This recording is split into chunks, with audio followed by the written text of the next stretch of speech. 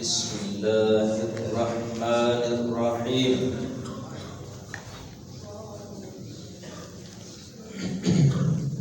مجادلہ کی 8 نمبر آیت ہے.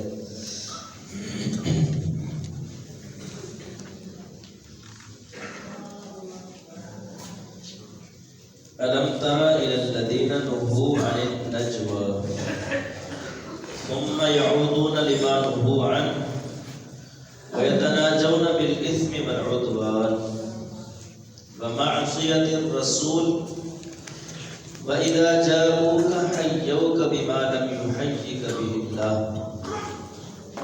ويقولون في أنفسهم لولا يعذبنا الله بما نقول حسبهم جهنم يصلونها فبئس المصير.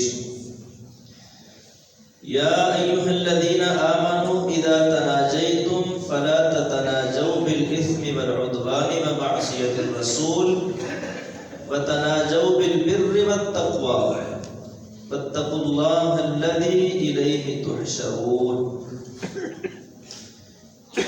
إنما النجوى من الشيطان ليحزن الذين آمنوا وليس بضارهم شيئا إلا بإذن الله وعلى الله فليتوكل المؤمنون.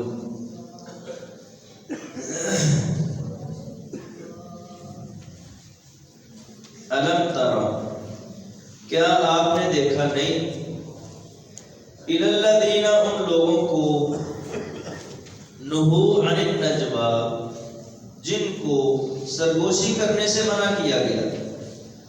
ثم يعودون لما نهوا عنه پھر وہ اسی چیز کی طرف لوٹتے ہیں جس سے ان کو منع کیا گیا ہے. وَيَتَنَاجَوْنَ بِالْإِثْمِ وَالْعُدْوَانِ اور وہ باہم سرگوشی کرتے ہیں گناہ کے ساتھ اور سرکشی کے ساتھ. وَمَعْصِيَةِ الرَّسُولِ اور رسول صلی اللہ علیہ وسلم کی نافرمانی کے متعلق وہ آپس میں سرگوشی کرتے ہیں گناہ کے متعلق سرکشی کے متعلق اور رسول صلی اللہ علیہ وسلم کی نافرمانی کے متعلق. وَإِذَا جَاءُوكَ اور جب وہ آپ کے پاس آتے ہیں حَيَّوْكَ تو آپ کو سلام کہتے ہیں بما ان الفاظ کے ساتھ لم يحييك به اللہ کہ جن کے ساتھ اللہ نے آپ کو سلام نہیں کہا.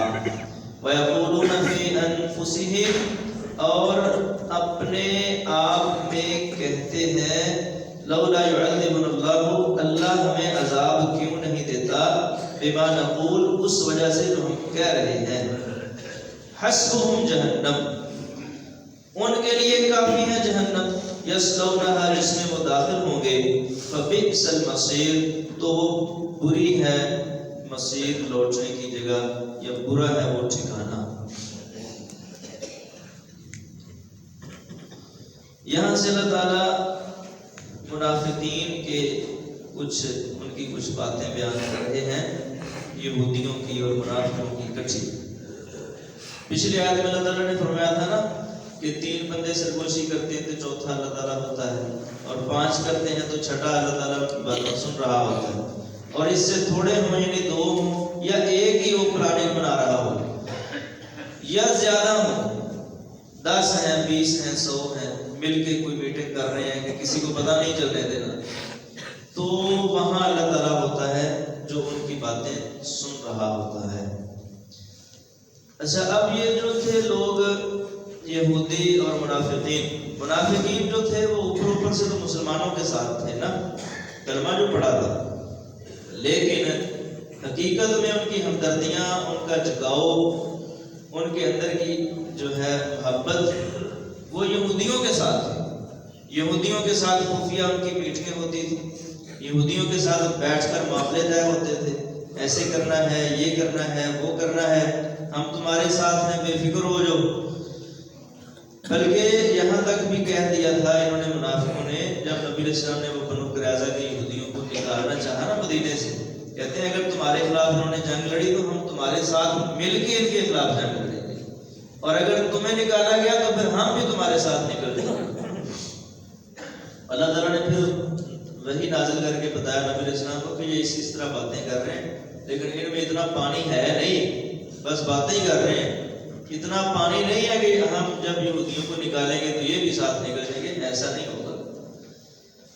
تو یہ لوگ جو تھے نا، یہودی اور منافق، یہ مسلمانوں کے خلاف آپس میں خفیہ سرگوشیاں میٹنگیں کرتے رہتے تھے کہ اندر پھوٹ کیسے ڈالنی ہے، فتنہ کیسے برپا کرنا ہے، مسلمانوں کو نقصان کیسے پہنچانا ہے، اور آپس میں اس طرح خسر خسر کرتے رہتے ہیں۔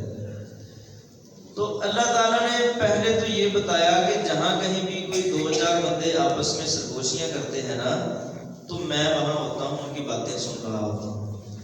پھر اس آیت میں تو واضح ہی فرما دیا کہ أَلَمْ تَرَ إِلَى الَّذِينَ نُهُوا عَنِ النَّجْوَىٰ، کیا آپ نے ان لوگوں کو نہیں دیکھا جن کو سرگوشی سے منع کیا گیا ہے؟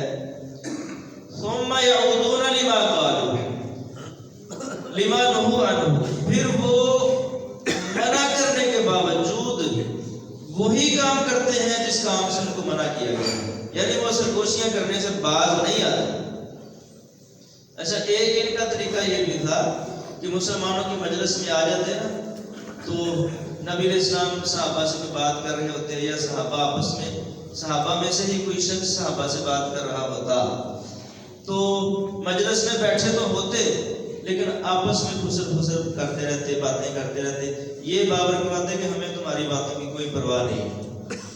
مجلس کو ڈیگریڈ کرنے کے لیے، مجلس کی اہمیت کو کم کرنے کے لیے کہ ہمیں کیا لگے تمہاری باتوں سے، آپس میں باتیں کرتے رہتے۔ تو فرمایا کہ ایک تو یہ وہ لوگ ہیں جن کو سرگوشی سے منع کیا گیا لیکن یہ پھر بھی سرگوشیاں کرتے ہیں اس طرح کی۔ وَيَتَنَاجَوْنَ بِالْإِثْمِ وَالْعُدْوَانِ وَمَعْصِيَتِ الرَّسُولِ، اور یہ گناہ اور سرکشی اور رسول صلی اللہ علیہ وسلم کی نافرمانی کے متعلق آپس میں سرگوشیاں کرتے ہیں کہ گناہ کیسے کرنا ہے، سرکشی بغاوت کیسے کرنی ہے، اور رسول صلی اللہ علیہ وسلم کی مخالفت کیسے کرنی ہے۔ یہی ان کی میٹنگیں ہوتی تھی۔ وَإِذَا جَاءُوكَ حَيَّوْكَ بِمَا لَمْ يُحَيِّكَ بِهِ اللَّهُ، اور جب آپ کے پاس آتے ہیں تو آپ کو ان الفاظ کے ساتھ سلام کہتے ہیں جن الفاظ کے ساتھ اللہ نے آپ کو سلام نہیں کہا۔ مطلب دیکھو نا، اللہ کی طرف سے جو سکھلایا ہوا سلام ہے وہ ہے نا السلام علیکم، السلام علیکم ایھا النبی، السلام علیکم ورحمۃ اللہ، السلام کا معنی تم پر سلامتی ہو۔ یہ آگے کہتے مسلمانوں کی میٹنگ میں آتے نا تو کہتے السلام علیکم، السلام علیکم، السلام علیکم سے ملتا جلتا ہی ہے، تو جلدی کی یہ پتہ بھی نہیں چلتا کہ انہوں نے کیا کہہ دیا ہے، لیکن ان کو تو پتا تھا ہم کیا کہہ رہے ہیں۔ کہتے السلام علیکم۔ السلام علیکم کا معنی ہے کہ تم پر موت ہو، میری طرف توجہ کرو بھائی، تم پر موت ہو، یہ لفظ بولتے۔ تو ایک دفعہ ایسا بھی ہوا، نبی علیہ السلام عائشہ رضی اللہ عنہا کے پاس تشریف فرما تھے، تو کچھ لوگ گزرے تو کہا السلام علیکم، یہودیوں میں سے۔ نبی علیہ السلام نے صرف اتنا کہہ دیا وعلیکم، معنی اس کا ہے تم پر بھی ہو، تم ہمیں کہہ رہے نا تمہیں موت آئے تو ٹھیک ہے پھر تم پر بھی ہو۔ عائشہ رضی اللہ عنہا نے آگے سے کہہ دیا وعلیکم السلام والزام، تم پر موت بھی ہو، تم پر ذلت اور رسوائی بھی ہو۔ نبی علیہ السلام نے فرمایا عائشہ جب میں نے اتنا کہہ دیا تھا وعلیکم تو یہ جواب ہو گیا ہے، اب تجھے یہ وضاحت کرنے کی ضرورت نہیں تھی۔ مطلب کہنے کا یہ ہے کہ اس طرح ان الفاظ کے ساتھ آقا السلام کہتے جو الفاظ اللہ تعالیٰ نے اپنے نبی کے لیے نہیں بولے۔ اچھا، پھر ایک لفظ تھا رائنا، رائنا، رائنا کا معنی ہوتا ہے جیسے ہم نے کوئی شخص کسی سے کلام کرنی ہو، کسی کی توجہ اپنی طرف کروانے کو کہتے ہیں جی ایک منٹ میری بات سنیں، جیسے کہتے ہیں نا میری طرف دیکھیں جی میری بات سنیں۔ اور رائنا عربی کا لفظ ہے، اس کا معنی یہ ہے ہماری طرف دیکھو، ہماری بات سنو، میں کوئی ریکویسٹ رکھنا چاہتا ہوں اس پہ توجہ دو، یہ مطلب ہے رائنا۔ اچھا، مسلمان صحابہ نبی علیہ السلام کو جب ایسی کوئی بات کرنی ہوتی تو ایسے کہتے جی میری بات سنیں جی، رائنا کا لفظ بولتے جی۔ یہودی کیا کرتے کہ مسلمانوں کی مجلس میں آتے یہودی بھی اور کچھ کچھ غلیظ قسم کے منافقین بھی. تو رائنا لفظ کی عین کو تھوڑا لمبا کر لیتے، کہتے رائنا. اب رائنا کا معنی ہے ہماری بات سنیں، ہمارا خیال کریں، ہماری طرف توجہ کریں. اور رائنا کا مطلب ہے ہمارا چرواہا، ہماری بکریاں چرانے والا. اب وہ نبی علیہ السلام کو باقی مسلمان تو کہتے رائنا، یہ یہودی کہتے رائنا. دل میں معنی اس کا لیتے کہ اے ہمارے بکریوں کے چرواہے، اور یوں آپس میں اندر ہی اندر خوش ہوتے کہ دیکھو ہم نے کیسے ان کو بیوقوف بنایا ہوا ہے. اللہ تعالیٰ نے پھر یہ سورہ بقرہ میں ہے کہ وہ لفظ ہی بند کروا دیا. حالانکہ لفظ بتاتے خود اچھا تھا، رائنا لفظ برا نہیں، وہ تو جب رائنا کرتے پھر برا ہوتا. اللہ نے وہ لفظ ہی بند کروا دیا. صحابہ کو کہا کہ تم نے جب نبی علیہ السلام کو اپنی کوئی بات سنانی ہو نا تو رائنا کی بجائے انظر نہ کہہ دیا کرو، جس کا معنی ہے ہماری طرف دیکھو. خیر کہنے کا مطلب یہ ہے کہ نبی علیہ السلام کو سلام کہتے تو وہ بھی ان الفاظ میں نہیں جو اللہ تعالیٰ نے بیان کیے ہیں، اور اس طرح پھر رائنا وغیرہ کہنا ہوتا تو بھی الفاظ کو مروڑ تروڑ دیتے تاکہ معنی کچھ اس کا اور بن جائے. تو فرمایا وَإِذَا جَاءُوكَ حَيَّوْكَ بِمَا لَمْ يُحَيِّكَ بِهِ اللَّهُ.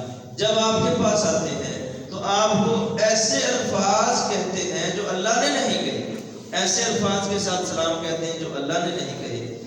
وَيَقُولُونَ فِي أَنفُسِهِمْ لَوْلَا يُعَذِّبُنَا اللَّهُ بِمَا نَقُولُ. اور پھر یہ ساری باتیں کرنے کے بعد نا اپنے دل میں یہ کہتے لو اگر یہ اللہ کے رسول ہوتے دیکھو ہم نے کیسی کیسی باتیں ان کے متعلق کہہ دی ہیں. السلام علیکم کے بجائے السلام علیکم کہہ دیا ہے، اور رائنا کی بجائے رائنا کہہ دیا ہے. اگر یہ واقعی اللہ کے رسول ہوتے تو پھر اتنی بڑی گستاخی جو ہم نے ان کی کر دی ہے تو ہمارے اوپر کوئی نہ کوئی عذاب کیوں نہ آ جاتا. عذاب نہیں آیا، اس کا مطلب یہ اللہ کے رسول نہیں ہے. یہ اپنے دل میں وہ آپس میں ایک دوسرے کے ساتھ باتیں کرتے ہیں. تو اللہ تعالیٰ فرماتے ہیں حسبہم جہنم. یہ تو ہماری ڈیل ہے کہ ہم نے فوراً نہیں پکڑا ان کو عذاب کے لیے جہنم تھوڑی ہے، جہنم ہی کافی ہے ان کے لیے. حسبہم جہنم، کافی ہے ان کے لیے جہنم. یصلونہا، وہ اس میں داخل ہوں گے. فبئس المصیر، تو وہ برا ٹھکانہ ہے، بری ہے وہ لوٹنے کی جگہ. یا ایھا الذین آمنوا اذا تناجیتم فلا تتناجوا بالاثم والعدوان. اگلی آیت میں اللہ تعالیٰ نے پھر مومنوں کو کہا اے ایمان والو جب تم ایک دوسرے کے ساتھ سرگوشی کرو، فلا تتناجوا بالاثم والعدوان، تو گناہ اور سرکشی کے متعلق آپس میں سرگوشیاں نہ کیا کرو. ومعصیت الرسول، اور رسول صلی اللہ علیہ وسلم کی نافرمانی کے متعلق آپس میں سرگوشی، کوئی اس طرح کی خفیہ میٹنگ نہ کیا کرو کہ کیسے رسول کی مخالفت کریں. جیسے نا کوئی چور ہو، چوروں کا گروپ ہو تو آپس میں میٹنگ کریں کہ بھائی چوری کیسے کرتے ہیں، ڈاکہ کیسے ڈالنا ہے. کوئی جناب ہو دھوکے والوں کا گروپ ہو تو کہیں کہ دھوکہ کیسے دینا کسی کو. کرتے ہیں نا لوگ اس طرح آپس میں میٹنگ، دودھ میں پانی کیسے ملانا ہے، دودھ شہد کیسے بڑھانا ہے، اور فلانا کام کیسے کریں. یہ گناہ کی میٹنگیں ہوتی ہیں، یہ سرکشی کی میٹنگیں ہوتی ہیں، یہ رسول کی نافرمانی کی میٹنگیں ہوتی ہیں. اللہ تعالیٰ نے اپنے مومن بندوں کو، حالانکہ صحابہ ایسا نہیں کرتے تھے. صحابہ تو ماشاءاللہ کیا بات ہے صحابہ کی، وہ تو میٹنگیں ان کی تو یہ ہوتی تھی کہ رسول کی فرما برداری کیسے کریں، آگے کیسے بڑھنا، ان کی تو یہ میٹنگیں ہوتی. لیکن چونکہ منافقوں کا رویہ خطرناک تھا، اللہ تعالیٰ نے صحابہ کو بھی نصیحت کر دی کہ تم نے یہ کام نہیں کرنا. تو فرمایا اے ایمان والو جب تم آپس میں سرگوشیاں کرو تو تم گناہ اور سرکشی اور رسول کی معصیت نافرمانی کے متعلق کوئی سرگوشی نہ کیا کرو. وتناجوا بالبر والتقوى، اور تم آپس میں سرگوشی کیا کرو نیکی کے متعلق، ایک دوسرے کے ساتھ صلاح مشورہ، بھائی یہ نیکی کا کام ہے کیسے ہو سکتا ہے، مسجد کا فلانا کام رکا ہوا ہے، کوئی بیٹھو یار کوئی مشورہ دو یہ کام کیسے ہوگا، یہ فلانا کام تعلیم کا سلسلہ رکا ہوا ہے وہ کیسے ہم پورا کر سکتے ہیں، یہ ہمارے محلے میں غریب لوگ رہتے ہیں ان کی مدد کرنی ہے، کوئی مشورہ دو کیسے کر سکتے. اس طرح کی میٹنگیں آپس میں کیا کرو، تقویٰ کی، ایمان کی، نیکی کی. واتقوا اللہ، اور اللہ سے ڈرو، الذی، وہ اللہ کے الیہ تحشرون، جس کی طرف تم جمع کیے جاؤ گے. اچھا سرگوشی کے حوالے سے ایک حدیث سن لیں. نبی صلی اللہ علیہ وسلم کی حدیث ہے، آپ نے فرمایا اذا کنتم ثلاثة فلا يتناجى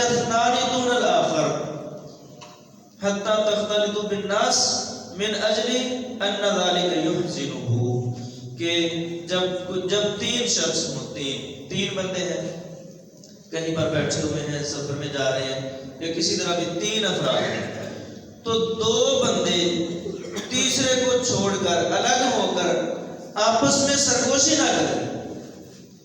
اب دیکھو اسلام لوگوں کے دلوں کی تکلیفوں کے حوالے سے کس قدر حساس ہے کہ دیکھو نا تین بندے ہیں نا دو بندے الگ ہو کر تیسرے کو چھوڑ کر آپس میں وہ کان میں بات کریں گے نا ایٹومیٹیکلی ایک فطرتی بات ہے تیسرے بندے کے دل میں ایک رنجش سی پیدا ہو جائے گی کہ یار یہ کون سی بات ہے ہم تین اکٹھے ہیں مجھے چھوڑ کر یہ دو آپس میں بات کر رہے ہیں کون سی بات ہے. اس کے دل میں خود بخود ایک وہ بات پیدا ہو جائے گی وہ پریشان ہو جائے گا وہ بیچارہ. تو فرمایا تین ہیں تو دو آپس میں الگ ہو کر سرگوشی نہ کریں حتیٰ کہ اور کافی سارے لوگ آ جائیں 15-20 لوگ اکٹھے ہو جائیں تو پھر دو سائڈ پہ ہو بھی جائیں گے نا تو اس تیسرے کو محسوس نہیں ہوگا. اسی طرح یہاں پر محدثین علماء نے یہ باتیں بھی لکھی ہیں کہ تین بندے ہیں نا اب تین بندوں میں سے مثال کے طور پر دو بندے ہیں پشتو جاننے والے اردو تینوں جانتے ہیں لیکن تینوں میں سے دو پشتو جانتے ہیں ایک پشتو نہیں جانتا. اب وہ جو دو پشتو جانتے ہیں نا وہ آپس میں پشتو زبان میں بات نہ کریں کیونکہ تیسرے کو پشتو نہیں آتی وہ سمجھے گا پتہ نہیں کیا بات کر رہے ہیں. یہ ایک معاشرتی ادب سکھایا رسول اللہ صلی اللہ علیہ وسلم. تو اس آیت میں فرمایا کہ جب بھی سرگوشی کرو تو اللہ اور اس کے رسول کی نافرمانی کی متعلق سرگوشی نہ کیا کرو بلکہ نیکی اور تقوی کے متعلق سرگوشی کیا کرو. انما النجوى من الشیطان یہ جو سرگوشیاں ہوتی ہیں نا نافرمانی کی معصیت کی یہ شیطان کی طرف سے ہوتی ہیں. لیحزن الذین آمنوا تاکہ وہ غم میں ڈال دیں ان لوگوں کو جو ایمان لائے ہیں ان کو پریشان کرنے کے لیے کام کرتے ہیں. وَلَيْسَ بِضَارِّهِمْ شَيْئًا حالانکہ ان کی یہ خفیہ تدبیریں مسلمانوں کو کوئی نقصان پہنچانے والی نہیں ہیں الا بِإِذْنِ اللَّهِ مگر اللہ کے حکم سے. وَعَلَى اللَّهِ فَلْيَتَوَكَّلِ الْمُؤْمِنُونَ بس لازم ہے کہ اللہ ہی پر